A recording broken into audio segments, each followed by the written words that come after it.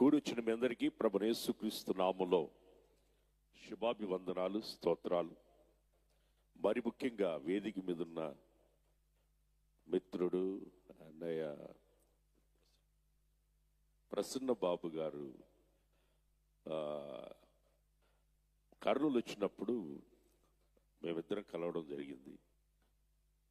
ఒకసారి కన్వెన్షన్కి రమ్మని మమ్మల్ని పిలవడం జరిగింది. నేను రావడానికి చాలా సంతోషపడ్డాను.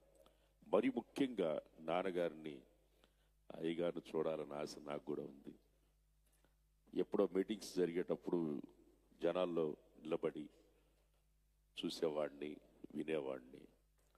ఈరోజు స్వయంగా ఇక్కడికి వచ్చి ఒక మాటలో చెప్పాలంటే చట్టమా తుపాకీ గొట్టమా అని చట్టమా తుపాకీ గొట్టమా అని కట్టి మిగిల్చిన కన్నీటి గాథ అని ఒక్కొక్క టైటిల్ చూస్తూ ఉంటే గుండెల్లో దడబట్టేటట్టు, ఒక్క మాటలో చెప్పాలంటే భూమిని తలకిందులు చేసేవాళ్ళు ఇక్కడికి వచ్చున్నారా అన్నట్లు ఒక సమయంలో ఈ తెలంగాణ, ఆంధ్ర, తెలంగాణ, కర్ణాటక అన్ని ప్రాంతాలలో దుర్బోధకుల్ని ఎండగట్టి పరిచర్యని ఎలా చేయాలో చెప్తూ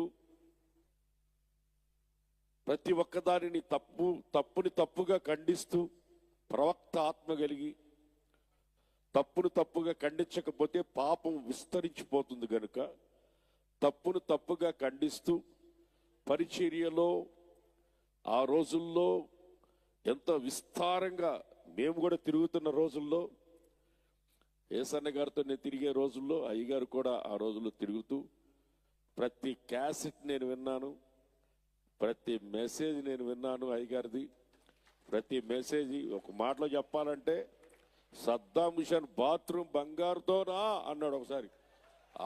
అది అప్పుడు దాకా నాకు కూడా తెలియదు బంగారుతో ఉందా అనే సంగతి నాకు తెలియదు. సద్దాం హుసేన్ అని ఒక్కొక్క మాటలో చెప్పాలంటే అయ్యగారు చాలా మందికి తెలియని ప్రజలకి యేసు ప్రభుని గురించి తెలిసేటట్లుగా, యేసు ప్రభుని గురించి తప్పుగా ఎవడన్నా మాట్లాడితే వాడిని ఒక మాటలో చెప్పాలంటే షర్ట్ పట్టుకోడు కానీ అంత పని చేసేవాడు.